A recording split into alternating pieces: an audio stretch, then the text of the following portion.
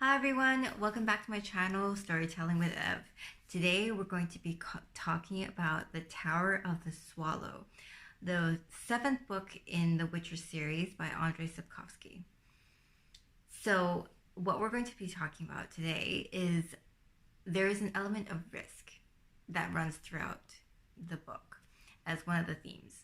Gosh, I swear, like the risk part is just it's kind of mind-blowing to me. When Ciri is heading towards the Tower of the Swallow, she's actually being hunted essentially by the bounty hunter Bonhart and his cronies.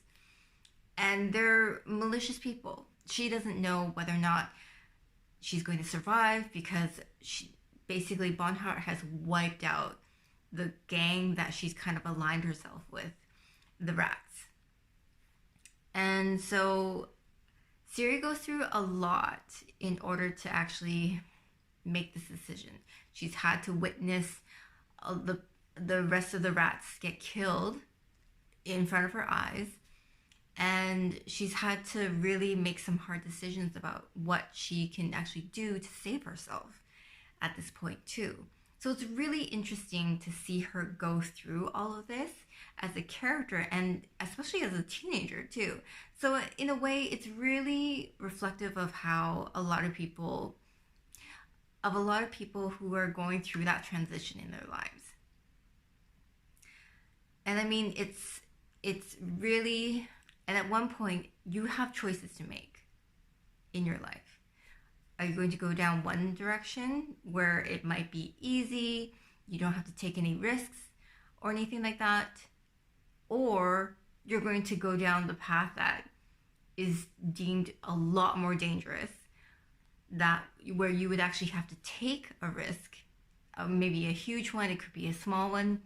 Either way, you would have to take a risk in order to actually reach a certain destination, your goal in life, essentially. And personally, I was very averse to risks. I did not like them at all. I thought risks were horrible, that I needed something that was obviously very stable. That sort of thinking served me up to a certain point where I basically played safe. I took the safe route because it was easier, because I didn't have to think about it. But then after a while, I don't know about you, but I just got so bored. I got so bored, and I didn't realize it, but at that time, my soul was actually calling out to be risky, like to take some risks. And when I did, my entire life changed. And that's kind of what happened with Ciri. She decided to take a risk, to go find this Tower of the Swallow, because it was known that there was a portal there and that she would be able to save herself from the bounty hunter. Now, what's interesting is the mindset shift that Ciri actually goes through as she's running away for her life. She's on the defensive. She's trying so hard to make sure that she can survive.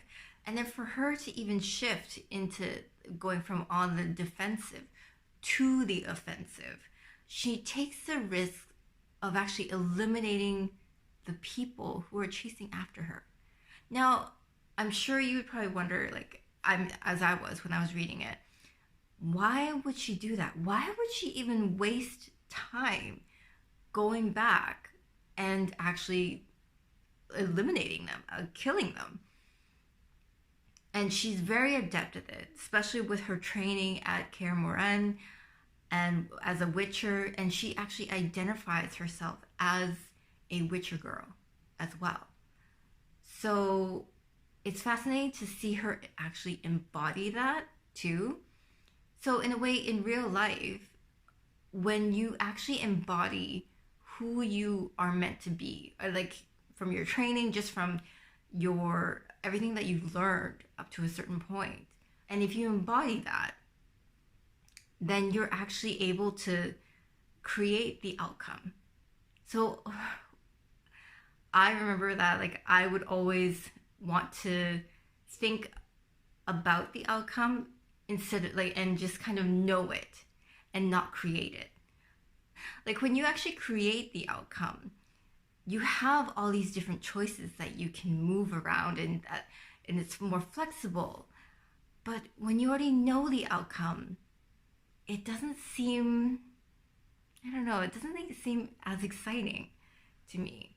So with Ciri, she actually created that identity for herself because there in all records there has been no other Witcher girl, and she would be the first one. So she created that for herself, and she embodied it. She became that Witcher, and people started to think that she was this mysterious person, that like she was this horrible being that could actually had mystical powers, and she let them believe that. And I think in a way that's the same in life too, where when you have a specific identity and you've created this identity for yourself, and you can see this online everywhere, people have created identities for themselves and they embody it and they become it. And when you actually have that kind of mindset, when you have that sort of way of thinking, it's so much easier in life. Like things just opportunities just appear for you. Doors open for you when you really embody it, when you feel who you are inside. For example, there was a time when I was applying for artist residencies. Side note, I do a random installation art as well. But I didn't have that expectation. I just started applying for it because I wanted to travel through Europe. And I thought, what better way to do that? I could hop from city to city, I could do art, I could like meet people. It was just, and honestly, it was like cheaper than paying rent in Vancouver. Very sad, but true. And I just like became that artist. I just knew that that was going to happen. I created that identity for myself. And in a way, and it happened. I applied within 2 days. I was accepted into Bulgaria. So I started packing everything up. It was one of those it was one of the more powerful times that I've been able to manifest things. And in a way, like Ciri manifested that for herself as well. So she manifested herself as the Witcher girl. She became like so strong. She was not scared. She embodied all the aspects of being a Witcher without the actual potions or anything. So she took a risk and she did it. And she actually took almost everyone out except for Bonhart. And so she just kept racing towards the tower instead. And that moment when she crosses over, now she has that choice of like living in danger and not knowing what's on the other side of that portal. If it was you, what would you choose? I think if it was me and there was danger, obviously I would probably try and go through the portal. However, what if the thing on the other side of the portal, the place or wherever she ends up on the other side of the portal, is actually worse? So without that knowledge, what could she do? Would she stay and fight Bonhart, who had whipped her ass before? I don't know. And yeah, maybe you might think, hey, you know what? Duh, I would have gone through that portal regardless of what was on the other side. Instead of staying to fight Bonhart, with a knowing that there was a very good chance that she would die. But she could die on the other side of the portal too. No matter what, there is always going to be a chance that something isn't going to work out. And that's okay. And in the last book, The Lady of the Lake, it'll reveal whether Ciri's choice actually works out or not. So, yeah, I will be talking about that in my next video. Times when people always say like, oh, well, you know, if given the chance, I would go back and change something. But then if you hadn't gone through all the things that you've gone through, you wouldn't end up where you are here now. So everything that you've gone through, every single crappy, amazing thing that you've gone through has led you to this point. And that is a good thing because you've learned so much. And I know that there are times when I've said, I regretted this. I've regretted my decision. This was a horrible idea. But then it wouldn't have led me to something else as well.